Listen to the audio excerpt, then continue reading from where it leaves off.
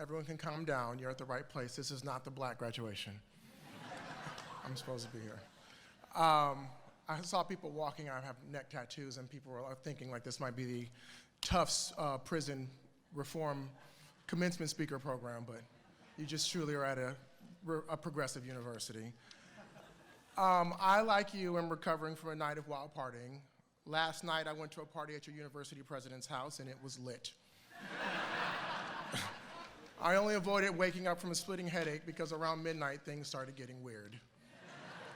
Here's a lesson I learned. When a bunch of retired billionaires begin mixing red and white wine and start asking you if you've ever seen The Wire, it's time to go.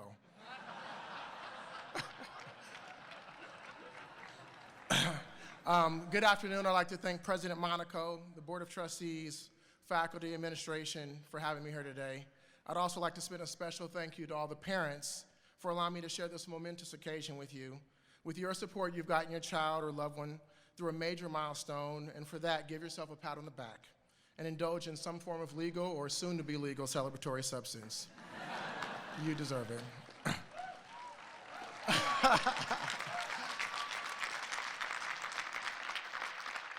Okay, now that we got that out the way, what's up, Tufts class of 2017?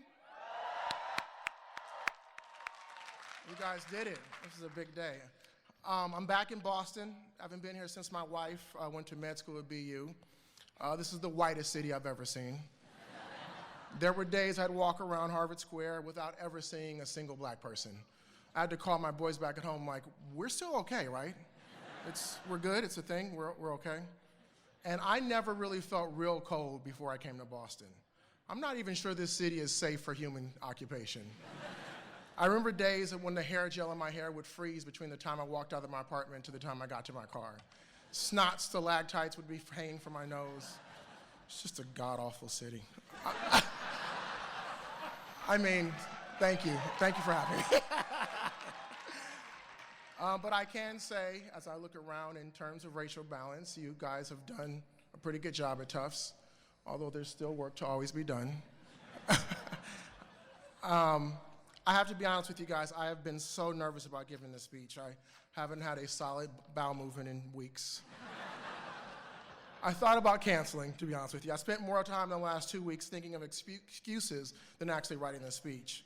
I started Googling, rare diseases that come and go within a weekend, allergies that present themselves after the age of 40.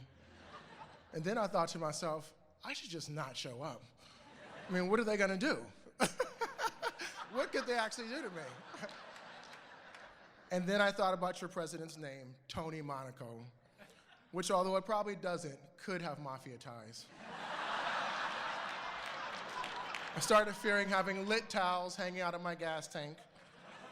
And although I drove a Tesla, the thought of it still sent fear through me.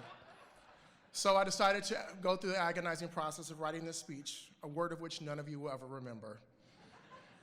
I mean, to be honest with you, this is an amazing privilege. To coming from where I came from, going through what I've been through, to get a chance to do this speech at a university like Tufts, you don't pass that up.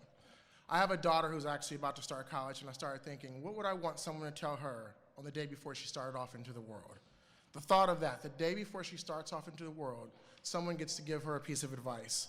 It really stuck with me. That's a huge responsibility.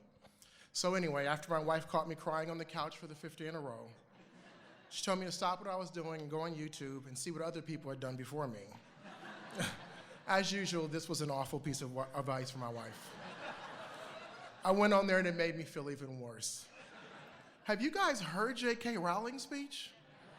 It is amazing. I mean, way better than this one's gonna be. You guys really should have gotten her. And to make it worse, President Monaco's persistent university office kept calling and asking for a copy of my speech. I thought about typing it up in wingdings and telling him it had gotten corrupted. But I've partied with Tony, so I knew that wouldn't work. So on the 7th day of crying, my wife found me on the couch, and she gave me a less awful piece of advice. It was something I had told her and my kids many times before. She told me to sack up, get up here, do my best, and importantly, be myself. And that's when it hit me.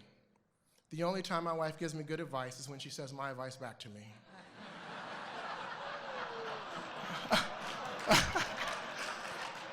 What also hit me is that in all actuality, the only thing that's ever really worked for me is being me. And I think if there's any real advice I can give you today, that's what it's going to be.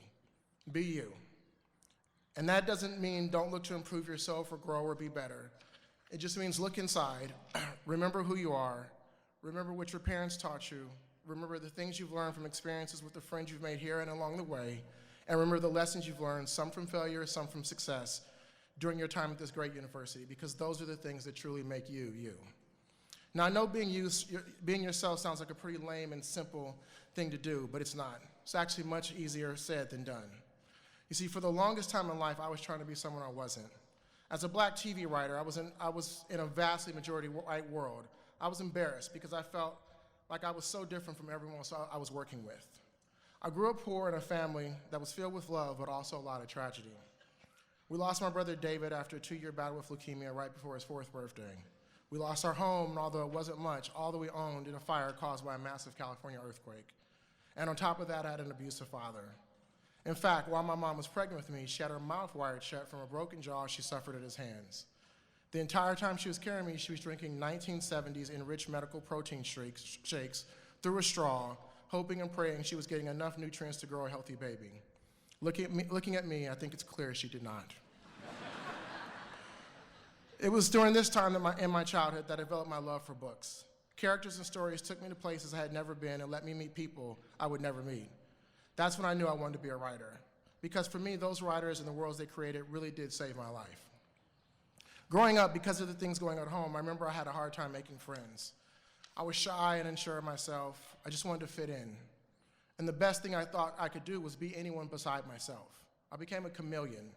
If football was your favorite sport, it was my favorite sport too.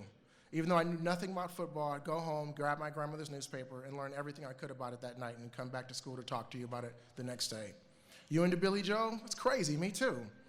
Next day at school, I'm strutting like Christy Brinkley and whistling Uptown Girl. This is who I was. I became a master at it. My plan was simple.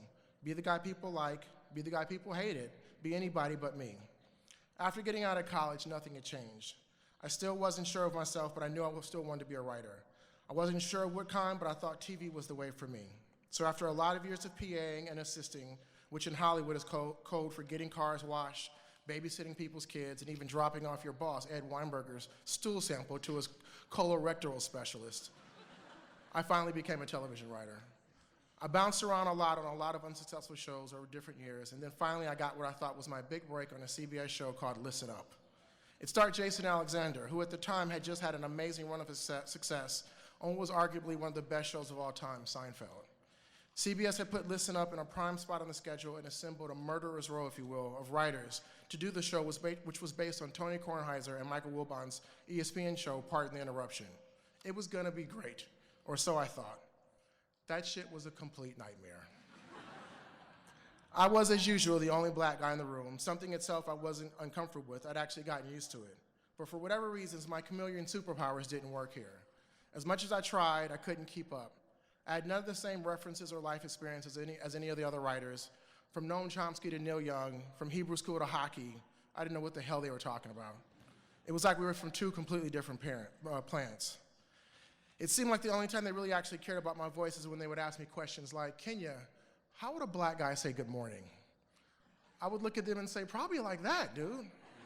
That's what I should have said. But instead, I was so happy just to be included in the conversation. I'd make up stuff like, what up, ma? Or goody mo, fam bam. Needless to say, I was quickly fired from that job. That show was a wake-up call. I knew I'd never fit into that world, and if I wanted to make it, I had to create my own show. So I started writing and shooting pilots, 19 in fact. One after another, they got passed on. I remember writing a pilot about a Catholic priest who has a long lost son from his days before the clergy as a high-priced gigolo. The show was called Father, Father. I wrote a show about a couple who met dating online called Rom.com. A show about a long-distance trucker with narcolepsy, the untitled Sleepy Trucker Project. None of them saw the light of day. I couldn't figure it out. I was selling pilots, but I couldn't get anything on air. And in my mind, all the pilots I was selling, in addition to being masterfully named, looked just like the shows I was seeing on television, yet none seemed to resonate or go the distance. And then after 19 failed pilots, I wrote Blackish, and I finally got the call it was going on TV. I couldn't believe it. What made this show different? Then it hit me. Blackish was about me, about my family, and subsequently the honesty of that personal story spoke to a lot more people than everything else. All this time I had been trying to be other people and do what I thought other people wanted to see from me, but in the end, what ended up succeeding was a show that let me be honest and true, and most of all, let me be me. In fact, that attitude is the attitude I tell my writing staff to come in and work with every day. Be yourself. Think you might be a little racist? All good. Don't know if you're a sexist pig or not? Don't worry about it. Homophobic? Okay with me. I tell them to bring all that stuff into work, be willing to share it, come in and be themselves. See, that's where the best stories come from people from different walks of life just talking honestly. A great example of how a seemingly nothing moment can turn into a great story happened in the room when I mentioned I had to leave early to go get a haircut. My white partner, Jonathan Groff, a very brilliant and talented TV writer who created, amongst many shows, Happy Endings, and was a Jeopardy grand champion, asked why I needed to get a haircut when I had just gotten one last week. I looked at him and said, yeah, Jonathan, I get my haircut every week. That's how it stays this short. Have you been thinking my hair just stays like this? I looked in his face and could tell he definitely did. I then curiously asked how often he gets his hair cut, to which he told me once every 3 or 4 months. You get your hair cut once every 3 or 4 months? That's only 3 times a year. I was shocked.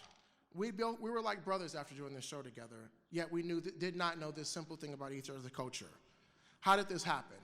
The answer is simple, because we never asked. It was that 1-minute conversation that became one of the funniest episodes of the show.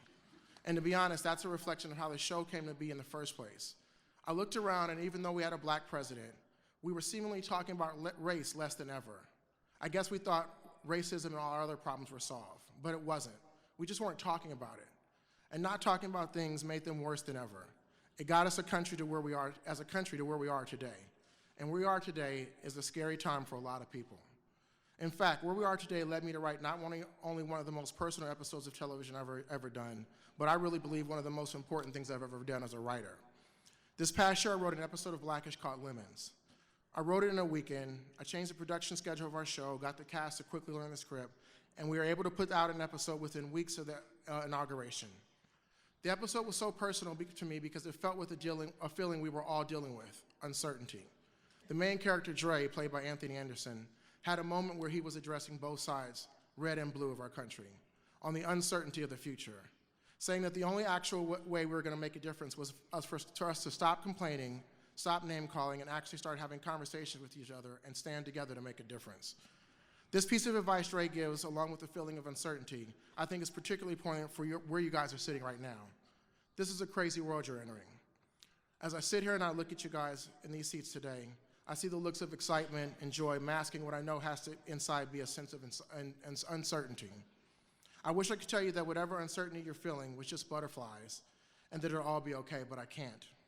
As the graduating class of 2017, you have a uniquely proprietary burden of actually being the first graduating class to truly make America great again. I can't think of a time since the Vietnam War